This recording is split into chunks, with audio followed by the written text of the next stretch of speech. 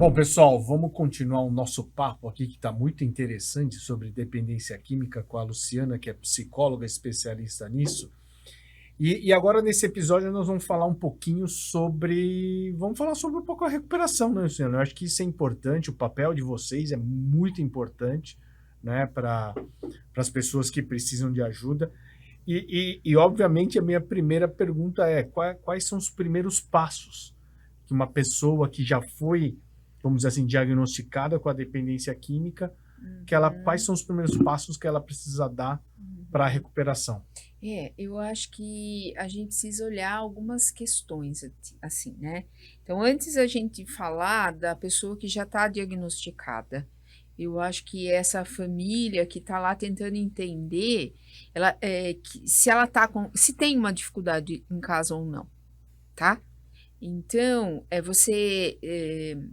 eu acho que a gente precisa olhar um pouco para isso, assim, né? Como é que eu vou começar a me movimentar? Eu estava falando aqui no intervalo com a Fátima, né? Essa coisa de que eh, não é, pensando no alcoolismo, não é a quantidade, não é o fato do sujeito beber todos os dias que vai fazer com que ele seja um alcoolista, tá? Mas é o quanto o beber dele está impactando na dinâmica de vida dele. Então começa por aí, tá? Então, mas espera aí, a pessoa mesmo, será que eu tô com problema com bebida? Será que eu tô exagerando na maconha que eu gosto? Né? Então, é um sinal de alerta, presta atenção. Você não precisa necessariamente que o outro diga que você está com problema, que você está exagerando. Você também pode ter essa autoconsciência. E você vai começar a reparar: poxa, eu só consigo ficar bem com os meus amigos se eu beber. Eu só consigo trabalhar se antes eu fumar a minha maconha. E por aí vai. Então, antes de mais nada, repare você em você mesmo. Certamente você vai ver que algumas pessoas da sua casa vão começar a te dar alguns sinais. É a mãe que reclama, é a esposa que está dizendo: ah, não vou sair com você porque você bebe demais. E então tem sinais ali, tá? Ponto. Para responder agora a sua questão. O tratamento, gente, depende muito do comprometimento, do quanto o sujeito está comprometido com aquela química que ele está usando. Então, se ele reconhece que existe uma dificuldade nele, fica mais fácil você propor um tratamento. Quando ele não faz esse reconhecimento, ele acha que ele só está sendo perseguido dentro de casa e que não é tudo isso, e quando eu quiser eu paro de usar, eu só não paro porque eu não quero. Então, veja, eh, a família precisa também começar a buscar por si só, independentemente do dependente, essa ajuda, tá? Porque existe a questão da codependência. O dependente, ele precisa da droga para se sentir bem, e você muitas vezes precisa ficar em torno daquele sujeito para esconder, para não olhar, para se distrair das suas próprias angústias, das suas próprias mazelas. E isso é do humano. Uhum. Tá bom? Tá. Então, o dependente gira em torno da droga, você gira em torno do dependente e é uma família disfuncional, intoxicada, de um modo geral, tá? Por isso que é complexo. Então, veja, quando você começa a perceber que tem alguma coisa que não tá bacana, você pode buscar psicoterapia. Você pode ir no psicólogo, o psicólogo está lá para ajudar você a fazer o entendimento, a se ver, a se reconhecer, a ajudar você a criar alternativas. Outra coisa muito bacana que tem e que deu certo é o AA para os alcoolistas, é o Alanon, é o Ananon, eu acho que não é Ananon que fala, para a família. É Ananon. Ananon. Acho que é para o dependente que não é do álcool, né? Para o adicto que eles chamam. Para o adicto que não é do álcool. Mas procura grupos de apoio. Aqui em Jundiaí tem o Amor Exigente, né? Então, veja, você pode não querer ir para terapia, ou mesmo indo para terapia, buscar esses grupos de apoio. Quando o dependente começa a dizer para você, eu não estou conseguindo parar de usar a droga, eu não estou conseguindo interromper os hábitos, os rituais que eu criei para mim em torno da droga, eu preciso de ajuda, você tem também as comunidades terapêuticas, as clínicas de recuperação, que tem todo, e aí você tem que ficar atenta, não só ao custo disso, porque aí ele vai ficar internado, isso normalmente custa caro, mas qual é a metodologia que é oferecido para o tratamento. Isso, Existem muitas comunidades, eu não estou aqui fazendo nenhum julgamento, tá? Mas existem muitas comunidades que são criadas por adictos em recuperação. Então, a tentativa dele de ajudar o outro a vontade dele de ajudar o outro é tão grande que ele cria a sua comunidade. Só que a gente precisa ficar atento porque a gente precisa ver qual é o método que está sendo usado, né? E quando eu falo de metodologia, eu estou falando de sistemas mesmo de tratamento, né? Eu tive uma comunidade terapêutica, a gente segue, existem metodologias de tratamento. Na época, que eu estou falando de 2000 a 2010, sou velha, né? A gente seguia a metodologia da fazenda do Padre Haroldo, que ficava em Campinas, que ditava a metodologia para todas as comunidades do país. Você precisava ter o selo, vamos dizer assim, em Padre Haroldo, e criar ali para o processo de tratamento alguns métodos que vinha da fazenda. Então, você tem que ficar, enquanto família, não basta só você pegar, tirá-lo da rotina e, entre aspas, isso, aprisioná-lo numa clínica e achar que é o suficiente. Não, a gente precisa entender que tipo de tratamento está acontecendo, que entendimento ele está fazendo do que seja a dependência dele, quais são os vazios dele, quais são os recursos internos que ele vai criar para poder voltar para a comunidade e por aí vai, tá? Então, atendimento clínico especializado, comunidade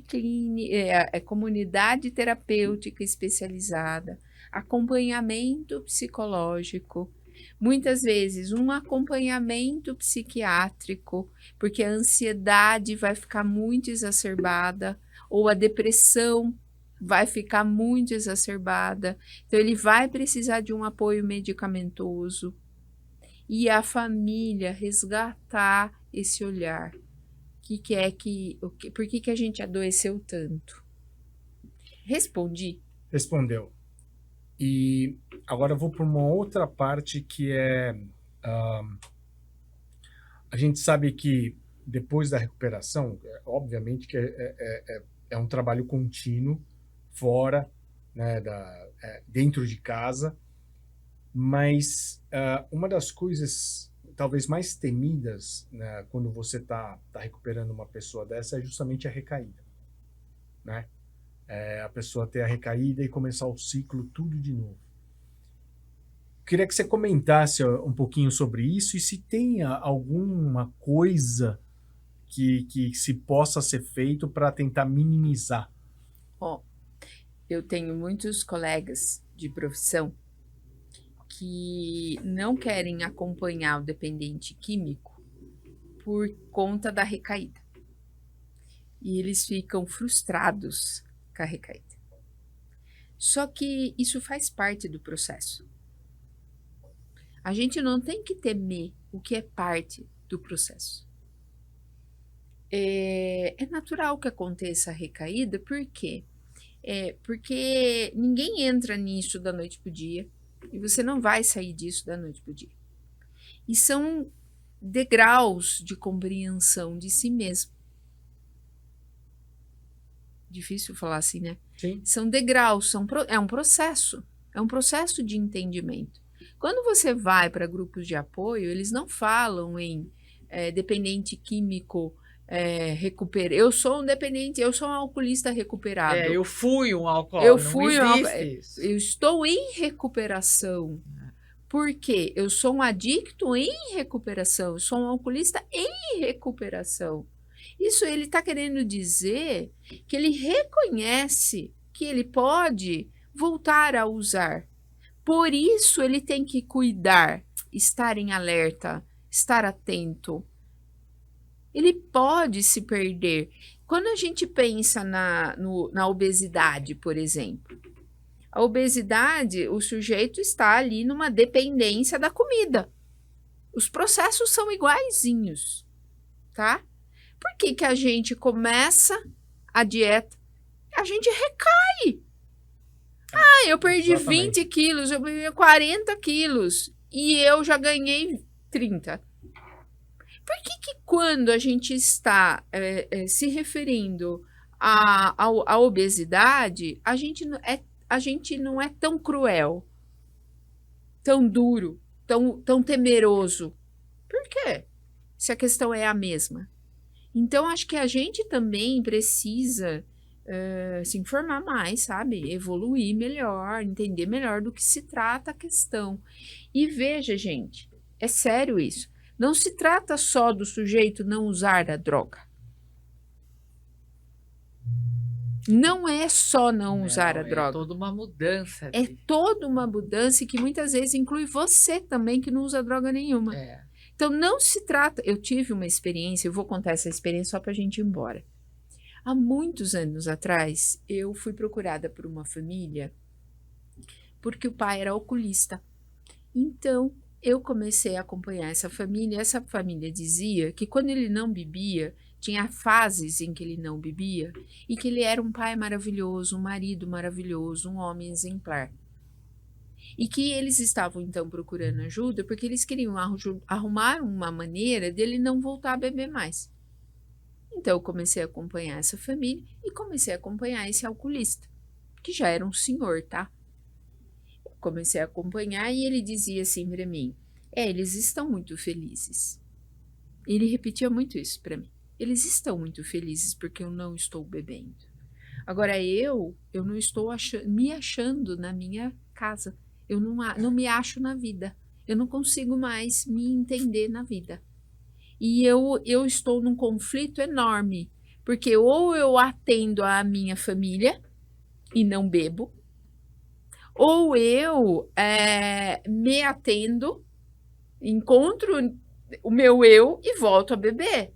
E esse conflito dele era tão grande, ele não sabia o que fazer, e isso era tão efetivo, que um dia eu tinha horário com ele, né? Tava no consultório esperando ele chegar para o horário dele. Ele sempre foi muito rigoroso, assim, nunca faltou e tal. E de repente ele não vinha. Uma coisa que não é habitual meu, mas porque eu acho que a pessoa tem o direito de não querer ir para terapia aquele dia, né? Eu pedi para a secretária ligar para a família para ver o que estava acontecendo. E aí a família falou que pediu desculpas, não ter avisado e tal, mas ele tinha infartado. Nossa. Ele fez uma escolha. Então, isso é sério, isso me marcou, porque eu vim acompanhando e de repente ele infarta. E no meu coração, eu sei que ele fez uma escolha. Compreende? Uhum. Ele resolveu. Eu não consigo deixar de beber, mas eu também não posso mais beber. Né? E ele criou uma terceira alternativa. Eu nunca mais esqueci disso. Então, todas as vezes que eu estou com esta questão, estou atendendo, acompanhando, estou falando a respeito do tema, eu me lembro dessa experiência que eu tive. Então, não é simples. Não é simples. Não é só tratar, não é só parar de de usar, né? Não é só parar de usar. É. É você se resgatar, se compreender, se olhar, criar novos pressupostos para a sua ansiedade, para o seu desinteresse pela vida. A droga, ela vem na vida de determinadas pessoas como uma grande salvadora, uma boia de salva-vidas, sabe? Às vezes ela chega na vida de determinadas pessoas como uma grande boia de salva-vidas. E tirar essa boia, muitas vezes, pode afogar esta pessoa. Então, é delicado. Portanto, se você estiver vivendo alguma coisa nesse sentido na sua casa, procure um psicólogo. Antes de mais nada, Procure ajuda. procure uma ajuda. Tá? Procure uma ajuda especializada, porque às vezes você pode procurar na sua boa intenção uma ajuda, mas você vai para uma igreja, não, eles vão te acolher. Isso é bacana, o acolhimento, mas essas pessoas não estão preparadas para lidar com questões tão complexas. Eu acho que é importante aí, a Luciana falou, que você já comentou, não é uma abordagem, vamos dizer assim, genérica. Vou usar a palavra genérica para ficar mais fácil para entender. Existem técnicas e existem metodologias para fazer essa abordagem. Isso. Por isso que as pessoas precisam entender. Não é simplesmente, não é só o ombro amigo que vai resolver o teu Não problema. vai. Aquela coisa de, você tem que ter força de vontade. Exatamente. Não Vamos é lá, questão de vamos força lá. de vontade, não é uma É. questão de frescura, não é uma questão de, esse não tem jeito. Não é. Lembre-se, é uma doença psicossocial. Sim. E que muitas vezes é mantida por você também. Sim. Tá? Mantida por você também. Então, se você não consegue levar o seu dependente para o tratamento, vá você. E aí você vai aprender a encontrar meios, inclusive, de abordá-lo, de conversar, de estimular, de mostrar, de informar, né? Eu acho que a gente não pode simplesmente virar as costas. E eu não posso deixar de ir embora, não posso ir embora sem deixar de falar isso. Muitas vezes também, às vezes o jovem usa maconha, por exemplo, e não tem angústia nenhuma, não tem ansiedade nenhuma ali, tá bom? Não tem nenhuma complexidade. Se meia dúzia de jovens que a gente encontrar aqui no corredor, a gente pode observar isso. Ele usa porque ele gosta, ele usa porque isso virou hábito. Ele usa porque sabe o jovem que tá no Instagram? Tá usando as mídias, tá vendo o TikTok? Todos estão fazendo isso, vendo o TikTok. E usando maconha. E isso também é uma coisa bacana de se reparar. Nem sempre tem uma complexidade afetiva. O pai e a mãe se sentir culpado, onde E nem é que eu sempre errei. isso significa dependência, né? Não. Às vezes ele fica muito apaixonadinho. Eu vivo dizendo isso no consultório. Você está apaixonadinho pela maconha, né, meu bem? Mas a paixão vai acabar. Tá bom? Vai acabar. E acaba. E às vezes se o pai e a mãe não interferem muito, melhor. Aí acaba Então, mesmo. tenha esse discernimento. Tá? Se achar que seu filho nunca vai experimentar nada de álcool, nunca vai fumar aqueles cigarros eletrônicos lá, que eu não sei o nome, nunca vai fumar uma maconha, é uma ilusão sua. Ele está no mundo, ele vai experimentar o que é do mundo. Por isso, aquilo que eu estava falando anteriormente. Qual é a dinâmica familiar que você oferta para ele? Impedi-lo você não vai poder, mas ele volta para casa e ele encontra uma casa, um sentido, um significado, um acolhimento, um porquê. Né? Eu acho que esse ponto que foi colocado desde o começo, né, na outra conversa que a gente teve agora, de que não é porque usa, é porque é dependente. Isso aí é uma colocação muito interessante. Eu para ser sincero, eu nunca tinha pensado desse lado, porque o estigma é muito forte. né? De você Sim. usar uma maconha, por exemplo. Sim. Por ela não ser legalizada, fala, não, você é maconheiro, então você é um dependente. Olha lá. Né? É. Então, assim, por ser muito forte, a gente tem esse entendimento, assim, na primeira vez que a gente olha. Né? Mas é muito interessante essa abordagem, porque se você pegar o álcool, que é a mesma coisa, né? Ou a mesma da comida, você falou que é a mesma coisa, o processo é o mesmo. O processo é o mesmo. Né? O processo é o mesmo. E é interessante, é o que você falou no começo, uma coisa é a dependência, outra coisa é a química. Isso é primordial. A química pode ser uma barra de chocolate. Pode ser uma barra de chocolate, depende esse de como se relaciona. Esse estigma vem muito do contexto social. Porque, por exemplo, uma pessoa que come muito, ela está prejudicando só a ela. Dificilmente ela vai prejudicar a alguém. Enquanto que o álcool, quando a pessoa bebe demais, então me parece que esse estigma vem muito do contexto social. Então, mas veja só, eu entendi o que você quis dizer, mas veja, depende do jeito de olhar, porque o obeso, né? Mas ele está prejudicando só a ele mesmo, não necessariamente. Pensa num obeso que está pesando lá 150 quilos e que é chefe de família. E que uma hora ou outra ele pode infartar, ele pode ter um problema com diabetes, ele já está com problema no joelho, nas articulações, ele já está com dificuldades na própria sexualidade, tá? Ele está intervindo nessa dinâmica familiar, ele está vulnerabilizando a família. Ele pode morrer de uma hora para outra, e aí quem que termina de criar os filhos? Então, veja, que tem um impacto o sujeito que bebe e que briga, e que bate, e que xinga, tem aparece mais. Eu acho que eu não coloquei bem. A sociedade aceita a pessoa que come muito, que vê muito celular, que come muito chocolate. Sim. Né? E não aceita, às vezes, o alcoolismo. Porque são abordagens diferentes. Agora, quando você olha para o alcoolismo, são dados. Aqui no Brasil, a cada 5 famílias, uma tem um problema com alcoolismo. É muita coisa. Tá?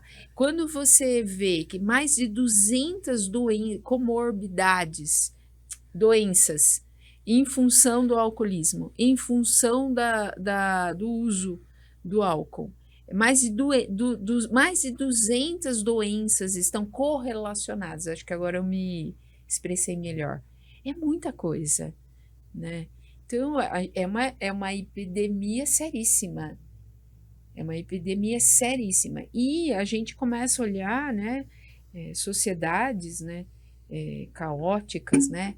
Então, você tem lá a Cracolândia, nos Estados Unidos tem áreas lá das pessoas que estão usando jovens, e não importa se é jovem, se não é, usando aqueles medicamentos que a pessoa fica abduzida, fica numa situação catatônica, né? Então, eu como psicóloga, como filósofa, fico sempre pensando, né? Que rumo nós estamos tomando? Nós precisamos mesmo nos entorpecer para poder viver, né? E olha que a gente em nenhum momento falou do tabagismo. Sim. Tá? Que é um outro tipo de droga que está aí. E que o sujeito está morrendo de câncer, não só no pulmão, mas na pele, na boca, no nariz. Esse realmente tem uma associação gigantesca com várias coisas. E aí são rituais, ele é dependente químico. Sim. E aí ele começa a fumar quando? Quando ele é adolescente, 12, 13 anos. Nós que já passamos dos 30, né? Dos 30, veja, tinha um status a mulher poderosa que fuma. Então, tem muita influência cultural nisso tudo. Então, a gente não pode achar que através de uma briga, um xingamento, um preconceito, a gente vai lidar com questões muito enraizadas na nossa sociedade, né? Muito bom. Muito bem, Fátima. Mais algum comentário? Não. Se a gente deixar, a gente vai até amanhã. Fazer aqui um documentário, né? Um podcast. A Fátima já como produtora, já produz o documentário. É, Fica para a exatamente. próxima. Mas Luciana, muito queria- obrigada. Queria agradecer a sua presença aí, foi muito legal, eu acho que um bate-papo bacana para as pessoas entenderem, né? Para a gente tentar ajudar de alguma forma quem nos ouve, tentar elucidar algumas questões, colocar também a importância disso num contexto de saúde. E queria que você deixasse aí sua rede social, né, para a gente te seguir. Luciana Minelli, psicóloga, Instagram. Se alguém tiver vontade de fazer alguma pergunta, Isso. contar alguma Sim. coisa, me chama lá no direct, né? E eu quero imensamente agradecê-los, porque lidar com estas questões enquanto psicóloga não é simples, né? E às vezes o que a gente precisa é de um microfone, é de alguém, porque a gente quer falar com as pessoas e conscientizar as pessoas. Então, muito obrigada e parabéns, viu, pela iniciativa de vocês, porque isso é de uma prestação de serviço primordial, né? A comunidade precisa desse tipo de conversa. Legal, obrigado. Obrigada. E vocês não deixam de seguir a gente também da Clínica Ver Mais no Instagram e no Facebook. Escuta nossos episódios lá no Spotify. Dá para também dar uma olhada na gente lá, né, Fátima, no YouTube, no JJ. No YouTube, no portal JJ, você pode, além de ouvir, você pode assistir também essas conversas, que foi muito interessante, e assim como essa, tem muitas outras também interessantes. Isso aí. Então, até lá, pessoal. Obrigado. Até a próxima. Até.